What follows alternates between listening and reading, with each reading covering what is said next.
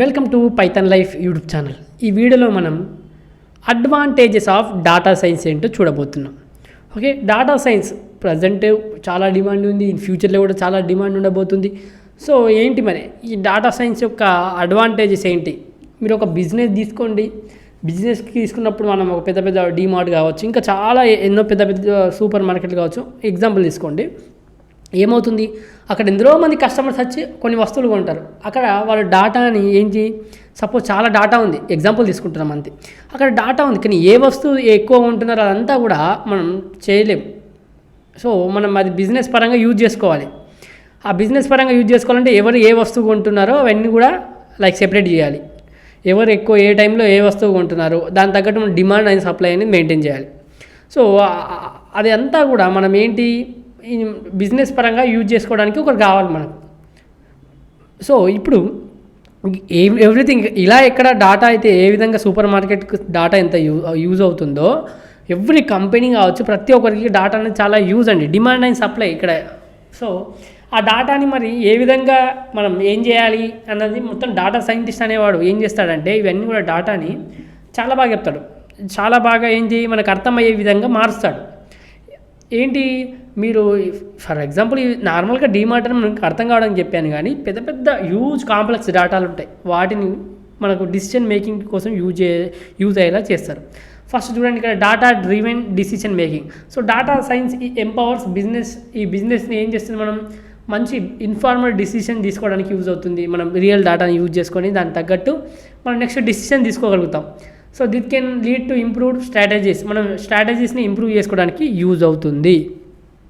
తర్వాత వచ్చేసి ఇంకేం అడ్వాంటేజ్ అంటే solving complex problems. Data science మనకు కొన్ని టూల్స్ ఉంటాయి, టెక్నిక్స్ ఉంటాయి, కాబట్టి ఇదేంటంటే మనకు ఫైనాన్షియల్ ట్రెండ్స్ కావచ్చు, తర్వాత మనకు డాటా సైన్స్ అనేది మనకు పవర్ఫుల్ సొల్యూషన్స్ని ఆఫర్ చేస్తుంది. ఎలాంటి ఏంటి మనం నెక్స్ట్ స్టెప్ ఏం చేయాలి, ఈ డాటా ఎంత ఉంది, సో దానికి తగ్గట్టు మనం అలాంటి కాంప్లెక్స్ డాటాని కూడా సాల్వ్ చేసి మనం నెక్స్ట్ ఏం చేయాలి అనేది మనకు అర్థమయ్యేలా ఇన్ఫామ్ చేస్తారు.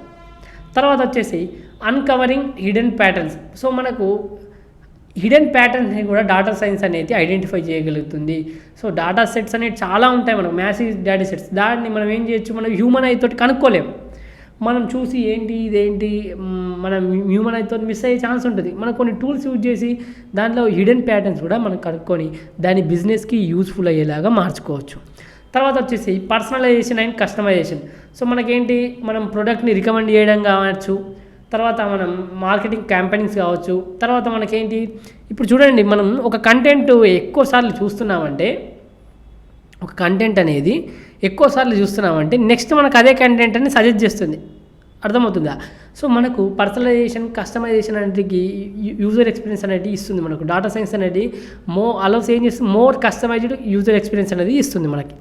తర్వాత వచ్చేసి ఇన్నోవేషన్ అండ్ ఎఫిషియన్సీ. సో మనకేంటి, మనకు ఎప్పుడైతే ఏంటి మనకు వర్క్లో ఉన్నా కానీ, తర్వాత మనకు ఎఫిషియన్సీ వేలో మనకు వర్క్ చేయడానికి కానీ ఇవన్నీ కూడా యూజ్ అవుతుంది. మనకు ఆపరేషన్స్ని ఆప్టిమైజ్ చేస్తుంది. సో ఇవన్నీ కూడా మనకు యూజ్ అవుతుంది.